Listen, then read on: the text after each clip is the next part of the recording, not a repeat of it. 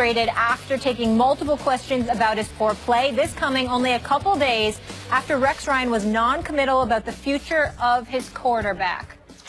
I finally found company. Mark Schlereth in the house. Good to see you. Thank you for being here with me. Absolutely. I feel bad you're here all by yourself. But I got Guys you now. are out. Okay. All right. I know. They got other jobs, things to do, so I won't get them. She'll be all right. She can be okay on this one. Stephen A. Always with the tough love. Yes, I'll be okay. She don't want to travel. She don't want to travel. She don't want to travel. Okay. She don't want to travel. Okay. I can speak for myself, young man. But Max, I want to start with you on this one. Is Tyrod's issue with Rex or with the media? Neither. His issue is with the $20+ million that if they cut him, he don't get. And Tyrod Taylor, I mean, you think about that. You know, it's easy just to get past that because these numbers are so large. They're abstract, of course. You're sitting at home listening to $20+ million. Oh, all these athletes make a lot of money. No, that's life-changing money. He hadn't been paid like that yet.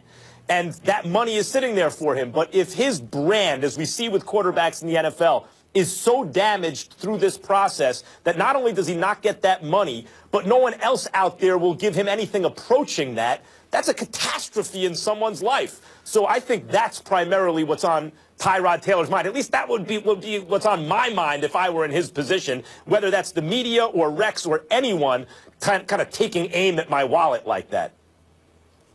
Well, I disagree with you, Max. I definitely think it was about Rex Ryan because on one hand, you're Tyrod Taylor. You're 27 years of age. You just busted onto the scene last year.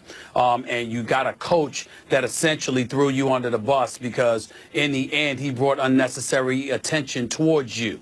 On the other hand, you're sitting there and you know that you're no Tom Brady. You know Aaron Rodgers, you know Drew Brees or anybody like that. You can't come out and respond to the coach. The closest thing he said in defense of himself, there are a lot of things that go into any of us being successful. That's the closest he could come to saying, look, it ain't all me. He could have said dudes ain't running their routes properly. They ain't catching passes. I'm not being protected by the offensive line to the degree that I would like, et cetera, et cetera. He could have said an awful lot of things. 12 games this year, 8 times he's thrown for less than 200 yards. I mean, that simply cannot happen. You've got to do better than that, and especially when you want the kind of money that he's gotten. I would advise him to be careful because you haven't earned the kind of cachet where you get to bolt from a press conference because you haven't established yourself yet to that level where people are just going to shove that aside. The shrapnel of criticism can get even more volatile if he's not careful in that regard. But they do have the worst passing attack in football. Once again, their head coach is a guy in Rex Ryan who's approaching his 6th consecutive season where he will not have made the postseason. And his offenses are never good with the exception of last year. So I can understand the frustration. It's got a lot to do with Rex Ryan. But Tyrod still needs to be careful, Schlereth. Yeah, there's no question about that. I think there's a couple of things that resonate with me when you talk about Tyrod Taylor. I think first and foremost, you're talking about a quarterback that is in an offense that, let's face it, we're going to run the ball. Rex Ryan, what is it? Ground and pound. And we talk about this all the time, coming out of the draft or in free agency. The biggest responsibility of a coaching staff, in my mind, is not picking the groceries, it's developing those. It's creating meals. And right now, you look at Rex Ryan, tell me, during the course of his coaching career, when has a quarterback had great success in that system? Even Mark Sanchez, who was drafted, they moved up to take him 5th overall. He managed a football team that was predicated on running the football with the New York Jets and playing stellar defense. And essentially people said it wasn't Mark Sanchez that took them to the AFC Championship. That team drug Mark Sanchez along with them. But it's your responsibility as a coaching staff to develop your players, to put your players in positions to win. The great ones are able to do that. The guys who hang around, they can't get that done. And I would say this to Taylor as well. When it comes to money in the National Football League, you'll never live up to the hype. There will always be somebody that's upset with the money that you get. The bottom line, you've got to quit trying to live up to that money. You've got to quit trying to do that, and you just got to go out and be a professional and take care of your business. That's what he has to do. But again, this is a football team. They're the #1 team in the league as far as running the ball is concerned. That's how Rex Ryan wants it. They want to play great defense. That's what they do. And the bottom line is, again, Point to a quarterback, show me somebody that has developed as a great quarterback underneath Rex Ryan during his coaching tenure. Never. It just hasn't happened. So it's not what he does. Yeah, it's not what that offense is. So you can be critical of that kid, but put anybody else in there, and they're going to have the same result because you're never going to give that guy an opportunity to develop and blossom as a quarterback. Well, Schlereth, let me tell you something else, too. We talk about the Buffalo Bills being a great, great defense. They're 17th overall, and they're 26th against the run. Rex Ryan's defenses in New York were considerably better than the defenses he had in New York. Last year, he gets there his first year. The year before under Doug Marrone, they had 54 sacks. Last year, they had 21. Is it time, Schlereth, that we start looking at Rex Ryan and asking ourselves, we know what he's not on the offensive side of the ball, but on the defensive side of the ball, doesn't he deserve more heat than he has actually received this year? Oh, I don't think there's any question. I mean, you look at that football team, and this, in my mind, was a season of playoffs or bust.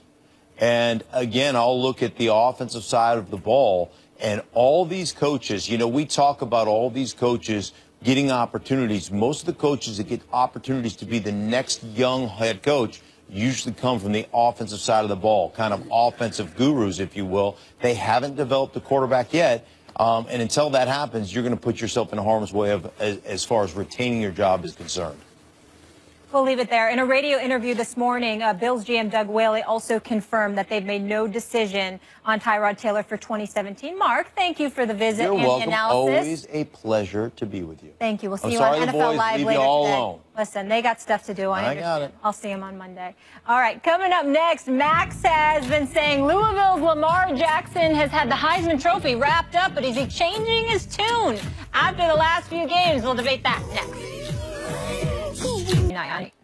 And Whitlock told WCBS-TV that burglars scrawled items that included a swastika, the letters KKK, and the phrase, "Go back to Africa," and Trump spelled out on the walls. Whitlock's teammate Victor Cruz had this to say about the incident. There's a certain mindset of a person or of people that follow Donald Trump. If you listen to anything that he says, if you listen to the comments that he's made about women, or the comments he's made about minorities, or the comments he's made about, you know, people that he feels are somewhat of lesser value, they haven't been positive. For someone to vandalize someone's house and write Trump's name or whatever they wrote on the walls is just proving that exact fact that I'm saying, that people that may follow him aren't necessarily the most positive people in our communities. Max, is Victor Cruz right? Yep. Of course he is. Look, I know, you know, forgive me for those who come to sports to escape the real world. I get that. I'm sympathetic to that idea. And as a consumer of sports and sports talk, sometimes when this stuff goes on, as a consumer, I'm like, okay, I just want to escape and talk about the game. But here's the intersection of sports and life and real life, and in this case, politics. Fact of the matter is that Donald Trump was endorsed by the Ku Klux Klan. That's a fact. I'm not making that up. And that there was an appeal to white nationalists. How else can you say these things? And that this is not the first time that that something like this has happened since the election, and some reference to Trump was made, Trump country, Trump's America. And to Donald Trump's credit, he did, in a nationally televised broadcast, at one point say it should stop. That's terrible. But a couple things need to happen.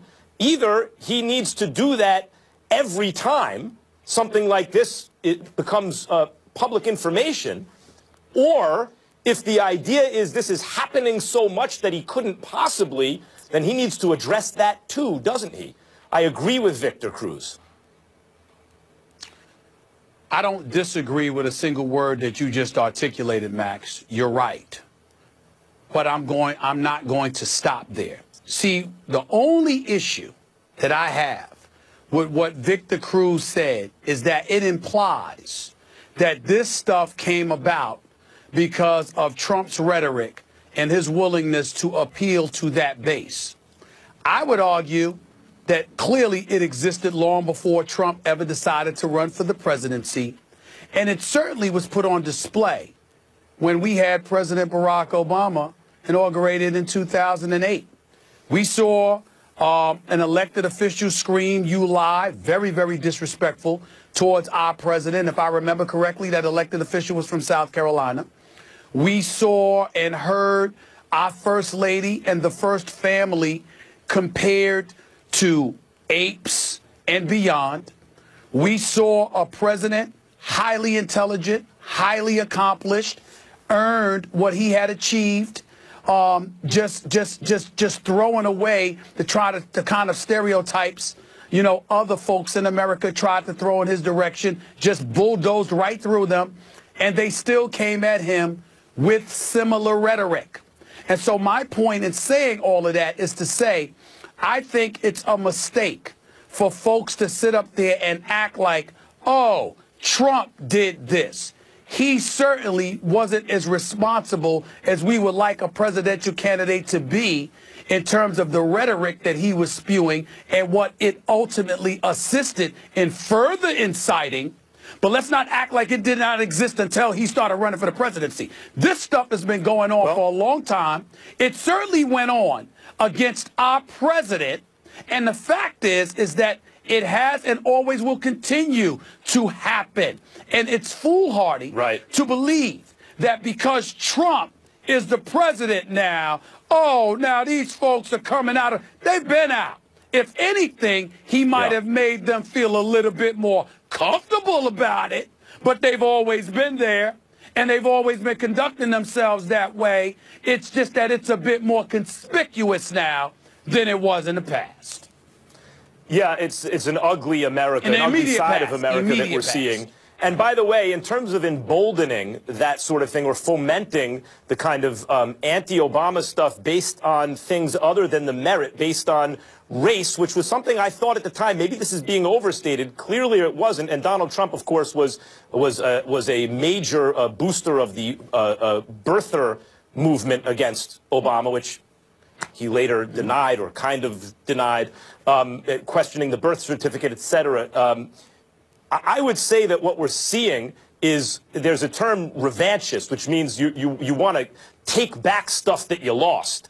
And clearly, he's not president yet, by the way, Stephen A. He's president-elect, appealed to that idea with racist white people who seem to want to take back gains made during the civil rights movement, or at least are angry about it, or maybe angry about Obama. I don't know. I don't want this to turn into a political show at the moment. But Victor Cruz pointed something out which is undeniably true, and hopefully the president-elect will continue, as he did the one time, to, in strong language, denounce this kind of behavior from his supporters. Well, how do we know he's a supporter? Because he scrawled Trump after scrawling swastikas. So it's a admitted supporter. And the president-elect should in strong language, let everyone know.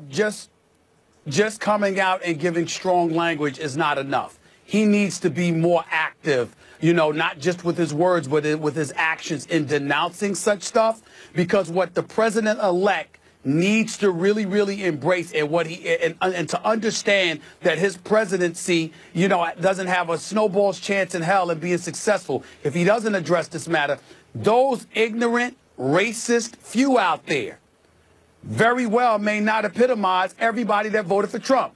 I refuse to believe that 60+ million people in this country, voted for Trump because they hate black people. I don't want to hear that. There are people that wanted to feed their families. There are people that did it because they didn't care about the social issues. All they cared about was the economics, and they thought change. And that, whether we agree with them or not, we can't be as irresponsible as the racists out there. And well, I'm just saying, we can't be. I just talk about how they feel. I'm not debating the economy. That's how they felt. Sure. What I'm saying is that we can't sit up there and be as irresponsible as those hate mongers, as those racists, in saying that anybody who voted for him, they must be like those people. There are a lot of people that don't feel the way those racists feel, and they voted for Trump for a whole different reason. And if we don't respect where they're coming from and be willing to engage in dialogue and debate based on that level, then we're no better than a racist that we're decrying right now. We have a responsibility to be that way. That's not true. We are that's not true. We are still better than the racists,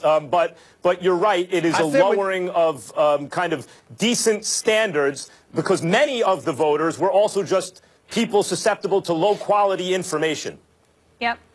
And I just want to add one more thing. Obviously, at the end of the day, after a long, hard day work, you go home to try to feel safe. And I feel so sorry for Nikita, how awful that is that he can no longer feel safe in his own home. And I hope they find these cowards that did this and they're punished appropriately. But on a much lighter note, gentlemen, trouble is brewing in Buffalo. Tyrod Taylor was walked out on the media yesterday, but is that who he should really be mad at? Plus, the Heisman Trophy will be handed out this weekend. Is Max sticking with his pick of Lamar Jackson? Find out that later in the show.